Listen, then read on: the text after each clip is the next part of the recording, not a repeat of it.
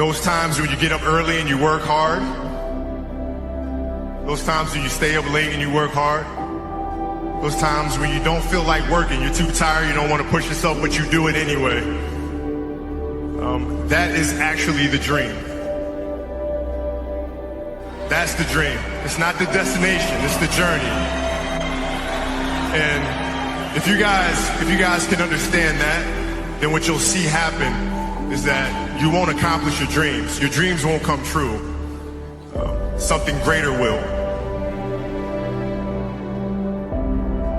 It's an amazing thing about passion. If you love something, if you have a strong passion for something, you would go to the extreme to try to understand or try to get it.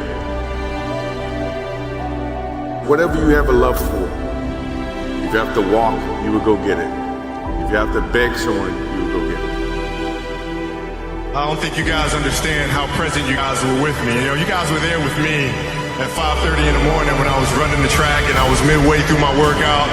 And I didn't know if I could make it through. And I thought about the expectations you guys had for me and you had for our team. And it pushed me through. It got me through those 800s and 400s and 100s at 5:30 in the morning. So I thank you. We're not on this stage just because of talent or ability. We're up here because of 4 a.m. We're up here because of 2-a-days or 5-a-days. We're up here because we had a dream and let nothing stand in our way. If anything tried to bring us down, we used it to make us strong. We were never satisfied, never finished, will never be retired. My high school English teacher, Mr. Fisk, he had this beautiful quote, and it read, "Rest at the end, not in the middle." And I took that to heart. I believe there's time for resting at the end, but for me, that time is not now. Thank you for this tremendous honor in acknowledging my basketball career, but I'm far from done. My next dream is to be honored one day for inspiring the next generation of athletes to have a dream, sacrifice for it, and never ever rest in the middle. Rest at the end, not in the middle. Be yourself. That's it. Be you. Be you. There's no gimmick. You don't have to contrive anything. Who are you? Where are you today? What is your story? Where does that come from? And if you guys can understand that, then I'm doing my job as a father. Thank you guys so much. I love you. Mamba out.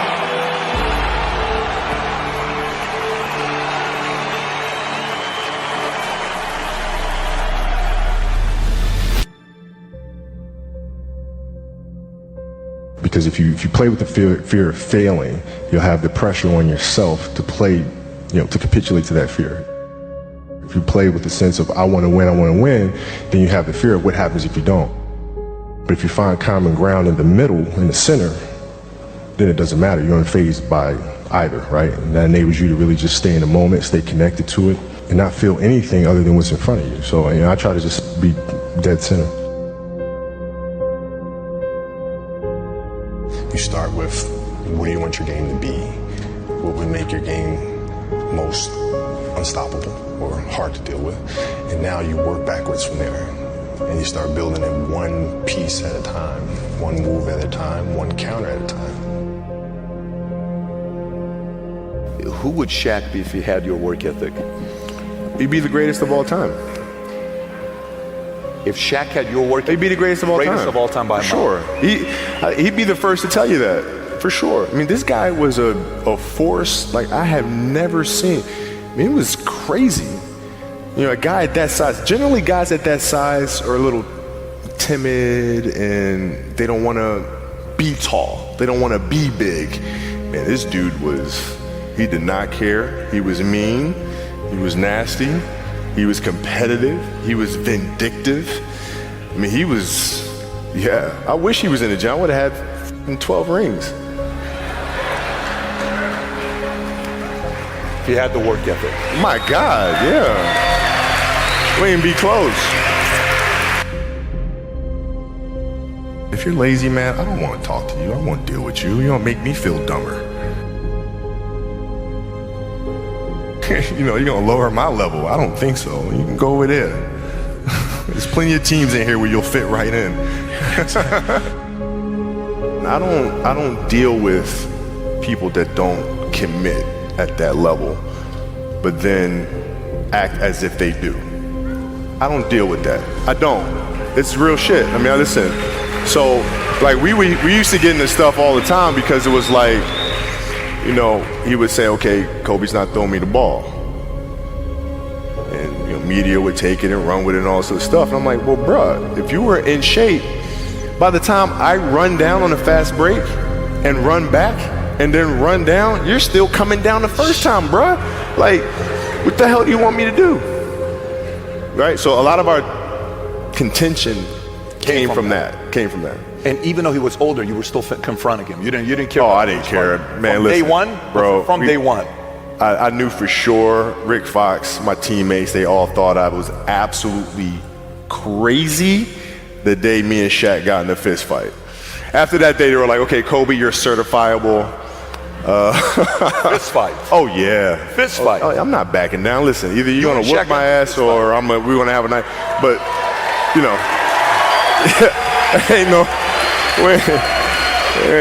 You know, there's a level of respect. And for Shaq, too, by the way, and that, I know he's told me that day was a big turning point for him because it was like, you know, he's generally used to talking trash and saying what he wants and nobody really stepping up and challenging him on that. And when he saw me challenge him on that, he was like, this kid's crazy. All right, I can win with that, you know? And so that was kind of the beginning of our relationship, I think. That's probably never happened to him. That's probably not something that's common to him. No, I mean, he's also 7 feet tall since he was 3 years old or something, right? There was all. This is all coming back to me right now. There's also a game in Phoenix, my first year we were playing, and he kept posting up, but they kept fouling him, so he kept going to the free throw line, he kept missing them. And so he'd throw the ball out to me, I'm not throwing that back in there, right? So I kept shooting him, right? So we get in the timeout, and he's like, hey, I'm open. I'm like, okay. And so we go out, and same thing, comes, hey, I'm open. Okay. There you go. Come back in. Hey, dude, you got to throw me the ball. I said, man, f that. Get it off the rebound if I miss, bro. You told him this. First year. 18 years old, man. 18 years old. And I must have been out of my damn mind.